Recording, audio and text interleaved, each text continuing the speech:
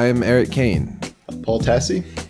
And we're back for another episode of A Podcast Has No Name, aka our Game of Thrones podcast, which is almost over because we only have 2 episodes left. Oh, that's so sad.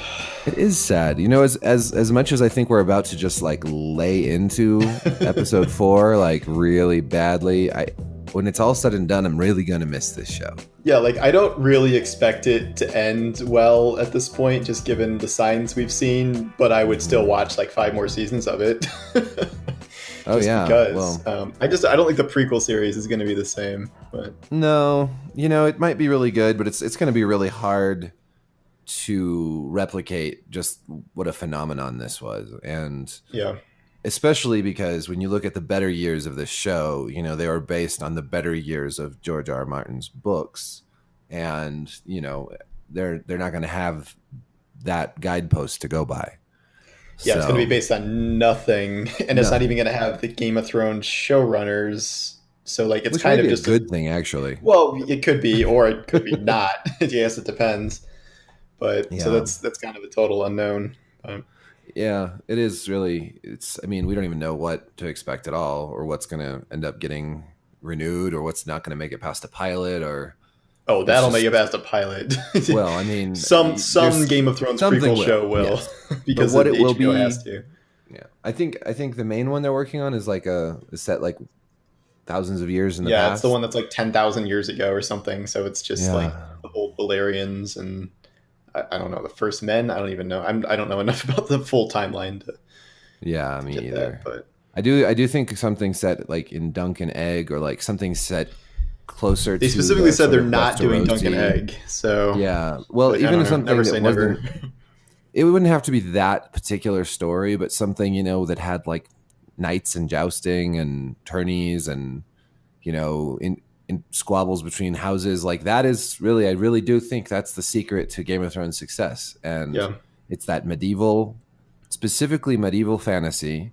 And, you know, I don't know if they'll be able to capture that same vibe in, you know, this high magic ancient Valyria. It's very different.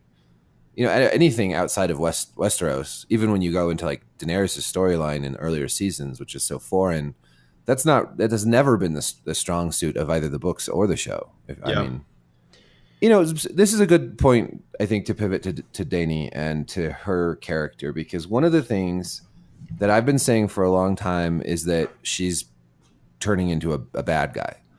And they really pushed that hard last week. And then I found myself thinking, I don't like this, actually. Like, I feel bad for her at this point, and I don't understand her character development.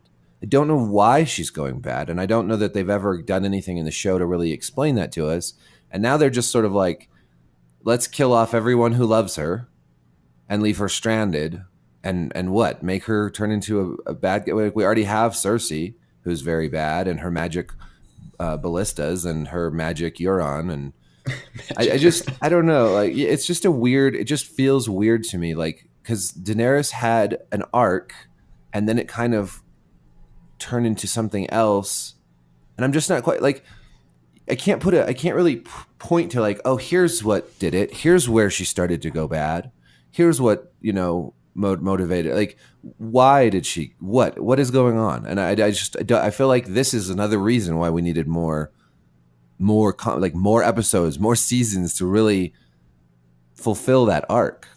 Yeah, I would agree and disagree with you. I think I agree that this whole situation just kind of sucks and feels uncomfortable and like is not how I want the show to culminate with this like Dany versus Jon thing. I would disagree in that like I do kind of understand how we got here.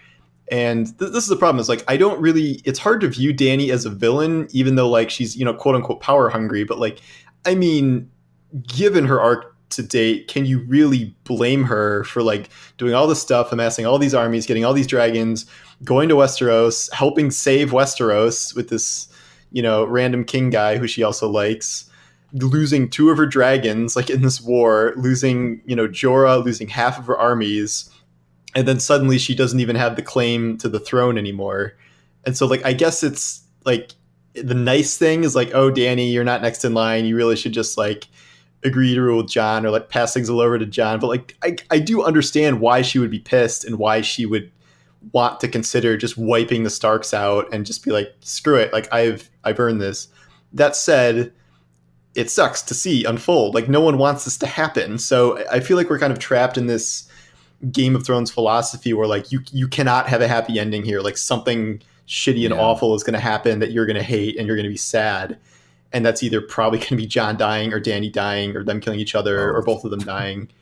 And it's just, that's going to suck and just not feel good, but like not even in like, oh, what a twist way, like just in a very bad, sad way. So like on one hand, I can see why she'd be pissed, but on the other hand, it's like her whole family was wiped out, and there should be a part of her that's very happy to figure out that she's not the last of the Targaryens, and that she is not alone in this in a way that she was before. Like she has someone who could be such a good ally to her, like her best possible ally.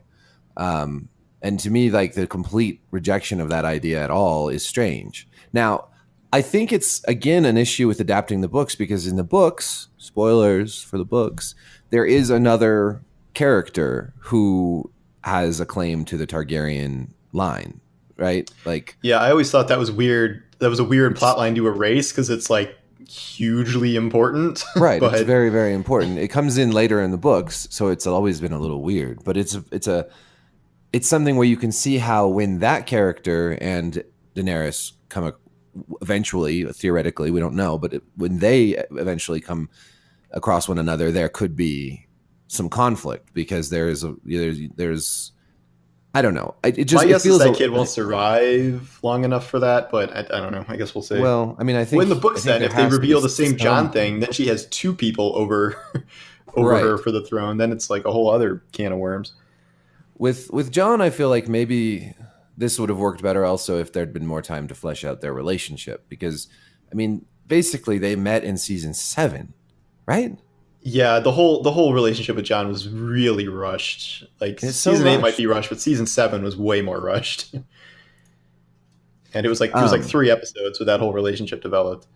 Yeah, and then it's like, you know, it just doesn't work because it doesn't. I mean, so many of these things don't work because of time, because there wasn't enough time to create the interesting character dynamics and relationships and motivations and situations that would have created a more compelling drama. I mean, they're trying to force in some of this like cloak and dagger stuff, right? With Varys and Tyrion, and you know, but it all happens so fast. You know, like Varys stuck by the Mad King, and then he stuck by Robert Baratheon, and then he stuck by Joffrey. Like he was working behind the scenes in his own way, manipulatively and all that. But he's barely been around Daenerys, and she's much better than Joffrey. Right.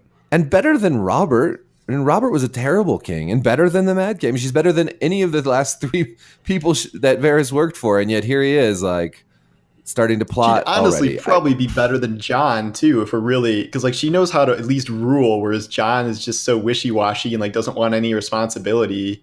Yeah, I don't even know if he'd be a good king. Here's the other thing is like I get that everyone's focused on the Daenerys half of this, but like I think I'm almost more pissed at Jon because like the desire to just feel like you have to tell your sisters, including like Sansa, the new secret whisperer, like you're the biggest secret of all time because you owe it to them or something, like is just, it's so nonsense. And like you can say like, oh, well, he was raised to be honorable by Ned Stark and he cannot tell a lie. But like, guess what Ned Stark did for 1,000,000 years to keep him safe? Tell lies his entire life. Right. And protect his, like Ned was the most honorable dude ever, but he realized that harm would befall his child, his family, everybody, if that secret got out. So he kept it a secret. And then Jon, like 30 seconds after finding out, starts telling everyone else when he knows the concept. And like that was like an awkward scene with Dany the week before, but like, or 2 weeks before, but like she was right. Like as soon as he tells anybody that,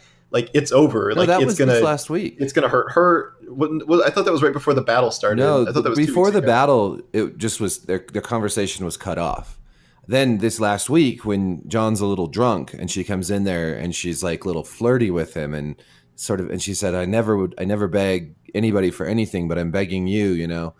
And Oh yeah. and And then then she's like, "I told you how it would yeah, work. he's like, we can all You find a just way to don't live tell together. them." And he's like, "But," and Yeah. like he's flat out wrong. Like if he Well, really does not want to be king, yeah. or like at least try to get people to elect him king, he should not have told anybody. And like knowing that, he still did it either because he's an idiot or he actually does want to be king and he's just like lying to himself. Well, I don't think he does, but I don't think he does either, which is why. and I think that this is Uh, not again maybe not so much of an issue with John as a character, but with the show Yeah. having to push the plot. And so we have John do something that certainly, even if he felt the need to tell them, he could have waited, you know, until after the war was over. That would have been smart at the very least. I mean, rather than sow division between all these characters more than there already is.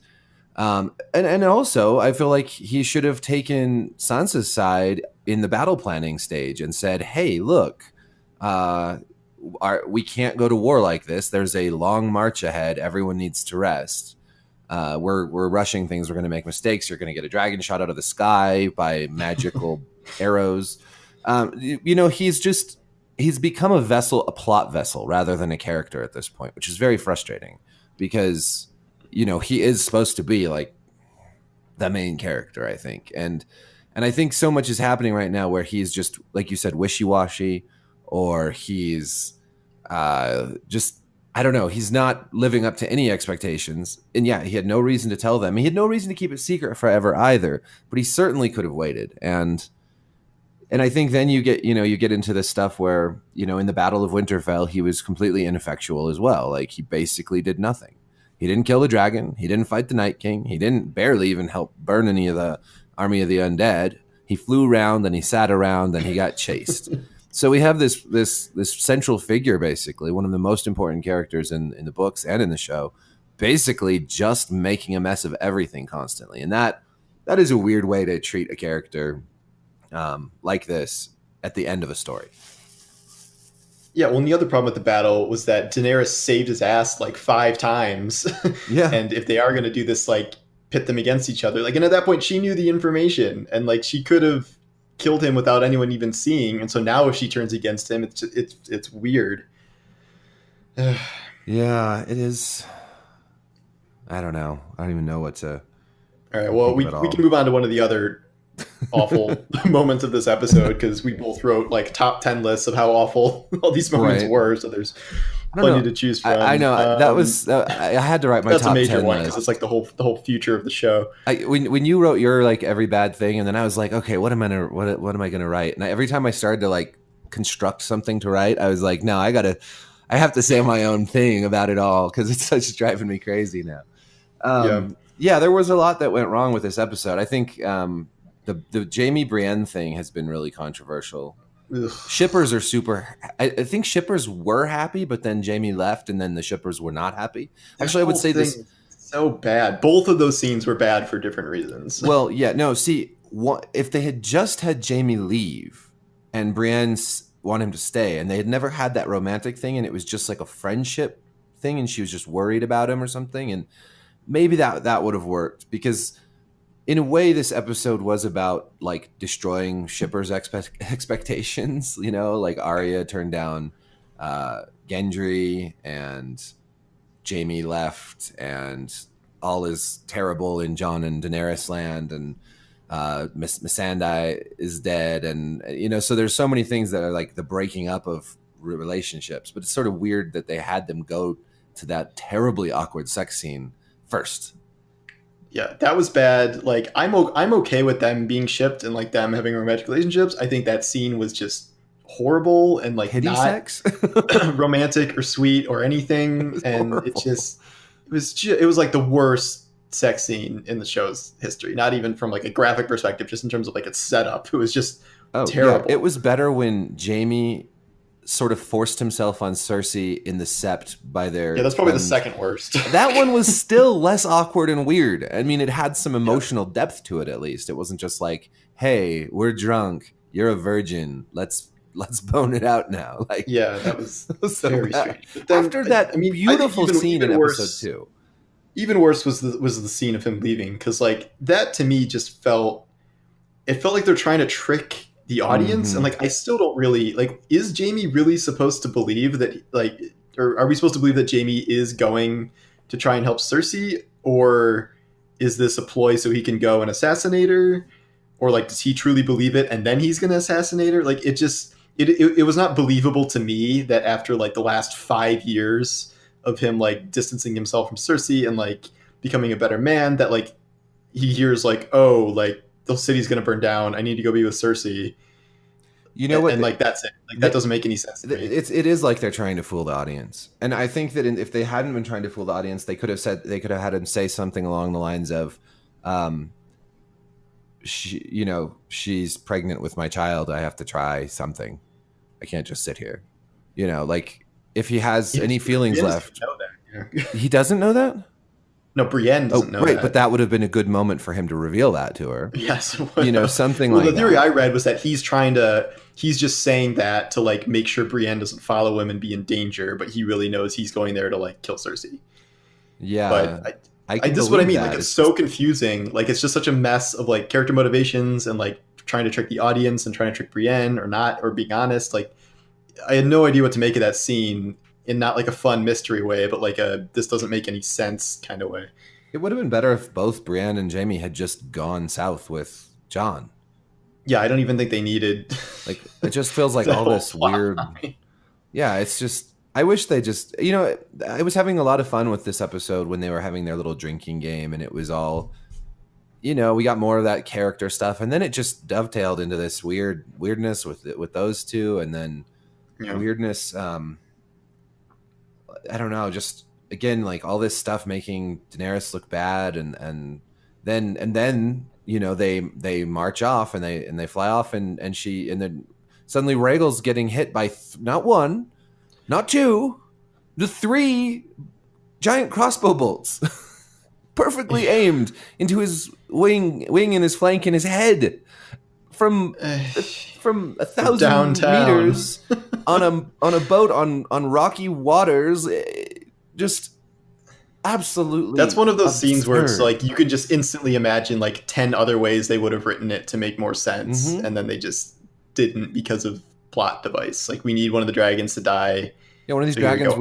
I was confused because I forgot what Dragonstone looked like, so I thought they were at King's Landing for like the first time I saw it, and so I was like, I didn't understand that it was an ambush. Yeah, like that they were surprised by Euron, like at their own home base, essentially. Like that, to me, that was not made clear, and I think a lot of people missed that, and may still not even understand that, just because they don't know exactly what Dragonstone looks like in the 2-second shot from the outside.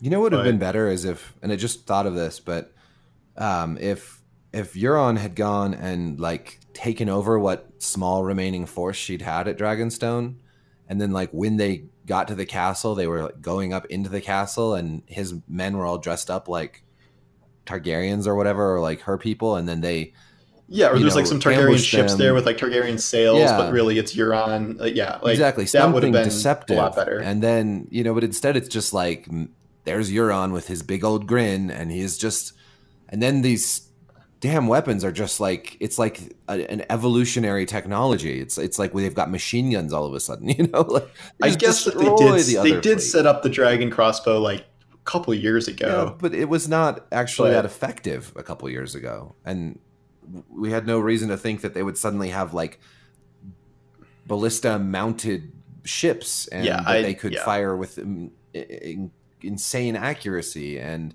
devastating force. Like this was not. I don't know. This was never seemed like.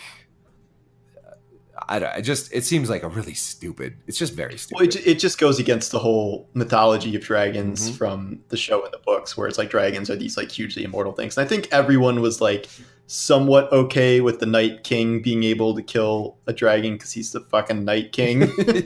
But like Euron on a ship, like a moving ship, firing at a moving dragon, hitting it 3 times and like killing it is. It's bad. I don't think anyone appreciated I that. don't think there. I mean, I'm sure there are some people that were like, "Well, that's so cool. Like nothing that Game of Thrones does is bad." But Yes, there are I, plenty of those. I mean, they could have Enjoy it. It's just a TV show. like they. I don't know. It's very disappointing to have these dragons built up so big and then have them one of them taken out in such a pathetic way. And if Yep. they had simply crafted a better ambush, like if they had landed on Dragonstone and they had been ambushed there, and then while the dragon was sitting there, stationary, they'd shot it or something, like they positioned ballista up on the castle itself, or you could have had another, not red wedding, but similar, like where you thought she's just going back home and it's all good, and then suddenly all these people who you think are her people, start killing her people, and then you watch as Euron makes off with Missandei, and Grey Worm is knocked out in a fight and can't get to her, and I don't know, they could have had this big, exciting, dramatic scene, and instead it was just like, oh my god, Yeah, like there was a better way to do that. They just didn't figure it out. They had 2 years to figure it out. We can write a better scene in 4 minutes. That's what's so bad. And I don't mean to say like we could do a better job with Game of Thrones, because I know what people will say. They'll say, "Oh, you critics, if you think you can do it, why don't you go?" Well, I don't have millions of dollars in a budget, and it's not my job. Like for whatever reason, these guys are showrunners and they have a big budget, and we're critics. But if a critic can write a better scene or sketch out a draft of a scene in 4 minutes, then there's something wrong. That's all I'm saying. And why didn't Daenerys then, after realizing that they could shoot at her if she drove headlong at them, circle around back and burn them from behind? I mean, that was one of the tactical things. Like, okay, even if they can flip those around fast, then you come at them from straight above, because they cannot aim those vertically. Well, it is impossible. then the things would come right back down. Euron just lifts it up with his bare hand. As his shirt breaks through the strain of his muscles.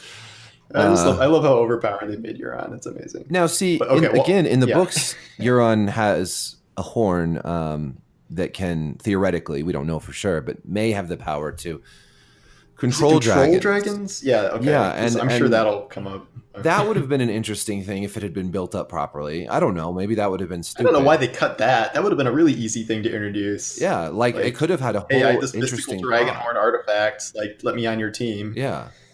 They cut so much from the Greyjoy stuff and replaced it with this cartoon. To be fair, a lot of the Greyjoy stuff in the books is awful. It is. It's just, I like the Euron stuff, but the whole stuff before that, like the whole King battle, is really it's bad. too much. It's just that Martin got, instead of having things happening over on the fringes that we hear about, he decided he needed to tell us every damn story.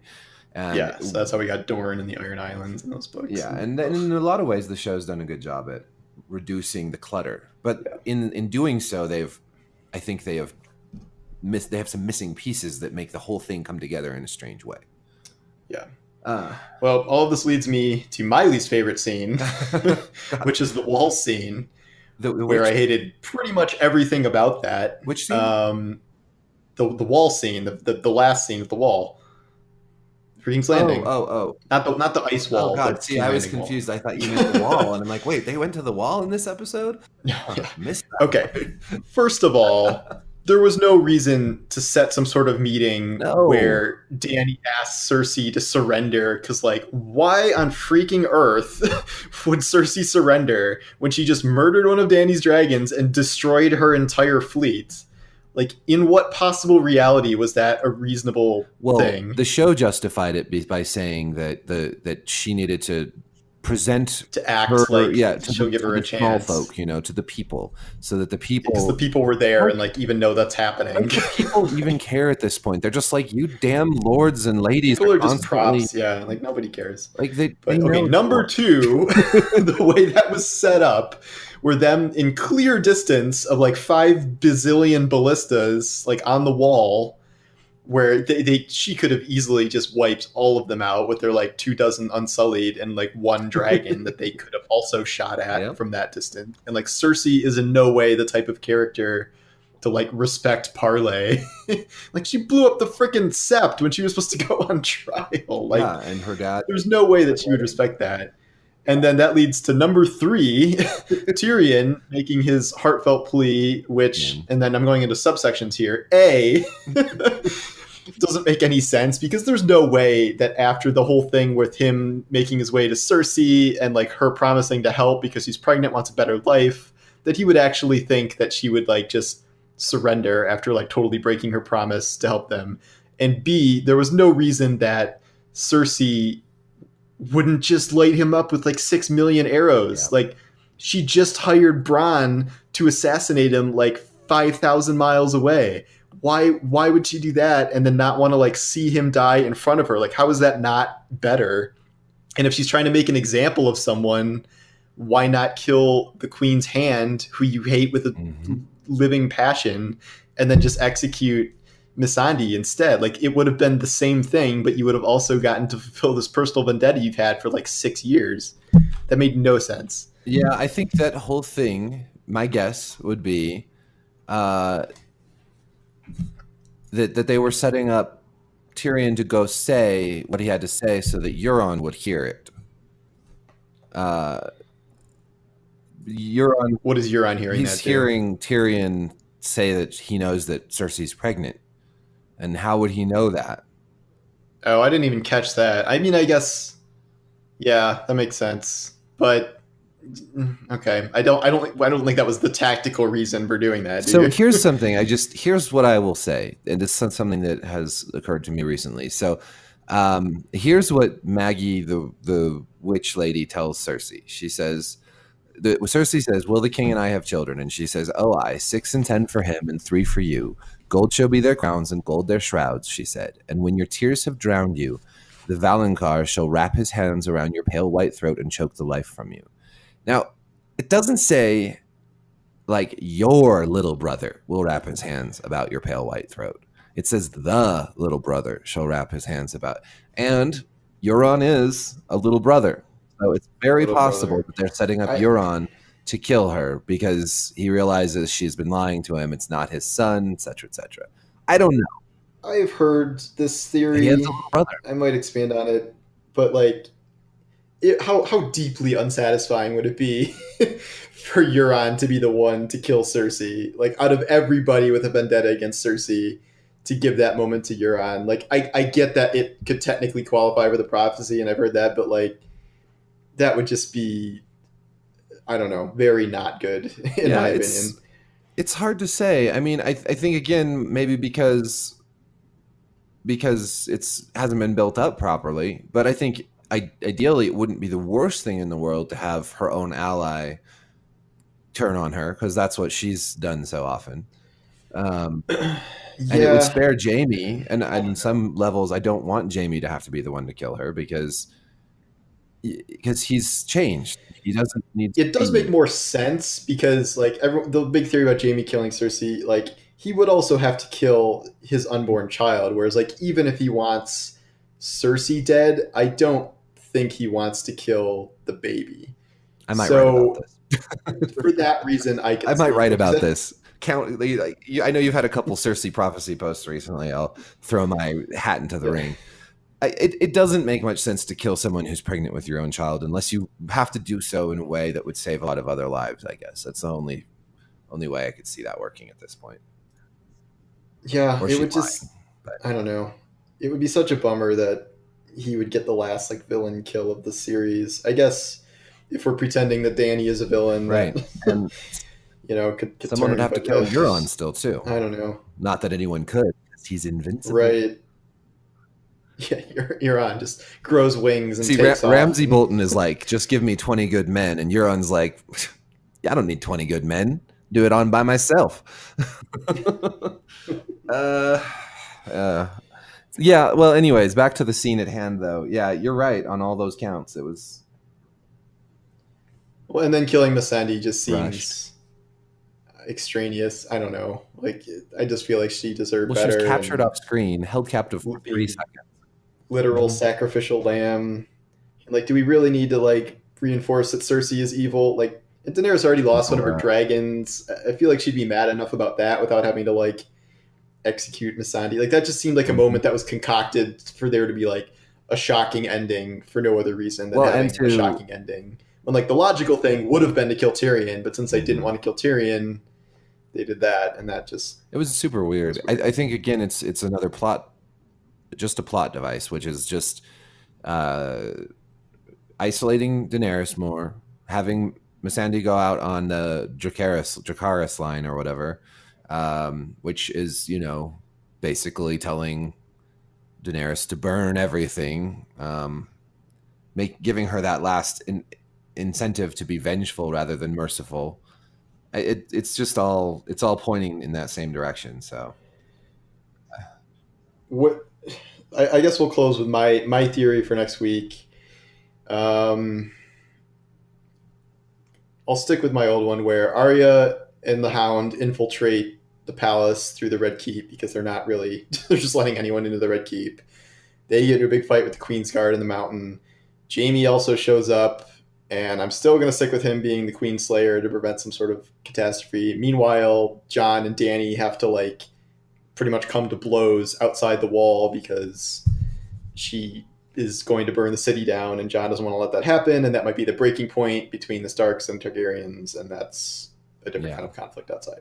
But that's just my quick. I think that all makes sense. I'm not even gonna do a theory right now. I think yours works. I really want it to be a better episode than last week, though. I really hope that it's super contrived. Yeah, well, it's another like super blockbuster. Like I know that, so there's gonna be some huge battle, whether that's between Cersei's forces or Jon and Daenerys, or I don't know. But I think it really.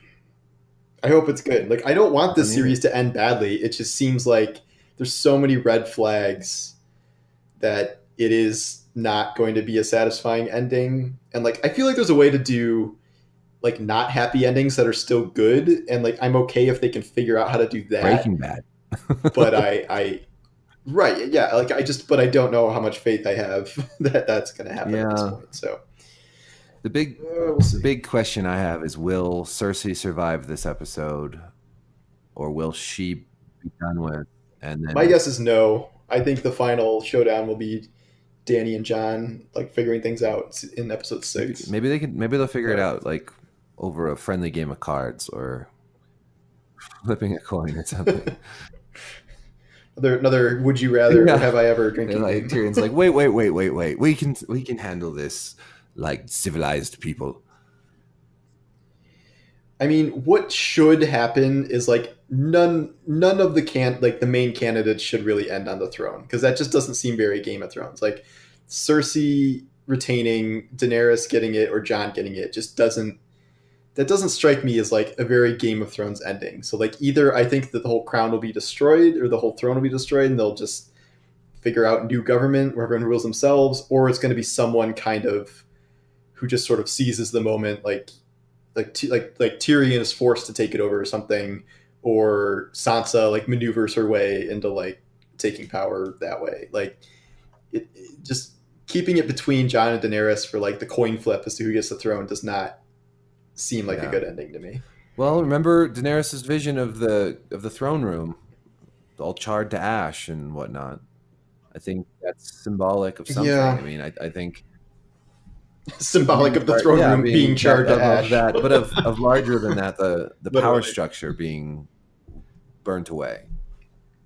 Well, that was always the goal. She was always talking about how she wants to break the wheel and blah blah blah. But like, about getting her current goal is to just keep the wheel going, just back with the Targaryen wheel, not the Lannister so weird. wheel. Again, this is what I was talking about before. When I don't understand her arc of villainy, is because she was going to be the breaker of chains, and she was going to break the wheel, and she was revolutionary, and then she just became like, it's like she just forgot all about that. And I guess that's what Varys is talking about, like. Every tyrant thinks they are have destiny on their side or whatever, but I don't understand the transition. I mean, what happened? The obvious solution here, like if we were going for a happy ending, would be like Dany takes the throne, Dany is comfortable being queen of the 6 kingdoms, and then just lets Jon and Sansa rule the North, and they're allies, and they don't fight. Like the end. Like, would it really be that big of a deal if you did that? It's compromise, but like that's not going to happen. Or even better is if they ended it and everything seemed fine, but then like they just hinted at her actually, like, there's just one like scene at the very end where you can just see her going even crazier, and you're like, oh boy, this isn't actually over yet. Dun dun dun. Yeah. Leave us with some uncertainty. We don't have to know everything. For the I'm not going to rule out them making Not a either. sequel series Depends on what happens someday. There's no way. I mean, probably not with the same cast, but like at least set in the future of this timeline. I'd really like an animated adaptation of the books. You know what I'd like? A goddamn good Game of Thrones video game. Oh, unless From Software makes it, and I have heard the rumbling. Oh, right. That'd be weird though. Right? It doesn't seem like their kind of game. I don't think that would be good. I mean, I'm sure that'll be a good game. I don't know if it'll be like good from a storytelling perspective, which is what the main thrust of what I want. From Their Game storytelling of Thrones has gotten more elaborate, certainly with something like Sekiro. Yeah, yeah. I mean, I don't know. Obviously, I'll want to play that. I mean, I think I'd love to play a From game that's just about knights in Westeros, and it doesn't even have to be about Game of Thrones specifically, you know. But yeah. Oh, one last thing. I've heard rumors that the Dornish will show up. Do you think that's likely? Who is in Dorne still? Just a lot random ass Dorne. So is there some missing character that we forgot about who could be like the king of Dorne? There's characters from the books. Were they ever in the show? Dorne was so ill used in this, and I thought like literally everybody from the Dorne plotline died. Like all the Sand Snakes, the bodyguard dude. There's another Dornish brother who is cut from the story here. Well, there was another. There was Quentin. I thought there was or was she one of the Sand Snakes? I thought there was another sister that wasn't a Sand Snake. Yeah, I think there was. Where she was like the main character of the Dorne plotline and was like seducing one of the Kingsguard or something like that. But they're not just gonna like throw they're not gonna throw someone random we've never seen before in the mix like this late. I just don't. They have the Golden Company just arriving. I mean, one of the main pictures is. Yeah, that's just more of a plot device to make sure Cersei still has an army. Yeah, the Dornish would be allied with Daenerys and would give her a huge boost. They're very close. Everybody's supposed to be allied with Daenerys, like Highgarden. See, they killed off everybody from every other house. Right, that's why they could just give Highgarden to Bronn. That's another that whole scene with Bronn. I mean, I love Bronn, don't get me wrong, but that whole thing was... I didn't mind that scene as much as the other ones. It was still really weird and out of place. But it's like, oh yeah, we'll give you Highgarden. You're leaving now? Okay, guards, arrest him. We have all the guards. You have yourself and a crossbow. Like, which, by the way, once you fire, takes like 30 seconds to reload. So the warning shot is a bad idea. I don't know. It's just so careless. That's what it feels like to me. That whole episode, you know, when you compare it with episode 2, which felt so well crafted with great. I know, and that was like one of the best episodes in series history. So like, this has been such a roller coaster of quality. How do you do this in 2 years? How do you go through and have such an uneven, wildly uneven? I don't know. I don't get it. Too many times in filming 45 night battle scenes and not enough time. Not enough time with people going over the scripts and saying, this doesn't really work. Does this make sense? The Walking Dead problem, the quality control problem, you know? Yeah. I really do think that that these shows, I don't know if they just get too confident or what it is, but somebody going through for consistency and just basic common sense would really help quite a lot. Yeah, someone like, I don't know, George R. R. Martin. Not even part of it. Well, he could. They would never give it to him. They're like, okay, where's the script? Where we give it to you 3 years. Yeah, be like, where are your notes? He'd be like, check back in 2023. Like, it's just one episode, George. Just one episode. Oh God! All right. All right. Well, that's our oversized recording for that oversized episode. You know, we only have 2 more, so 2 more left, and then we'll have to do the prequel series in a year and a half or whatever that's going to be. We'll have to pick new shows. Go back to The Walking Dead. I want to watch Watchmen. That looks cool. That's good. And also, I don't like understand at all what I'm looking at, but it does look really cool. We can do other stuff like Handmaid's Tale.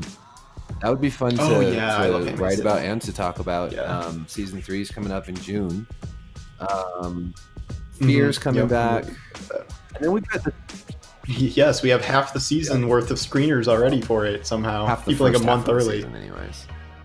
And Right, then yeah. there's stuff like The Mandalorian that'll be coming out on Disney Plus. So that could be real interesting. All right. Yeah, all those Disney shows. So many entertainment stories to cover Endlessly. endlessly. Oh boy. All right. Well, thanks for listening. We'll see you next week.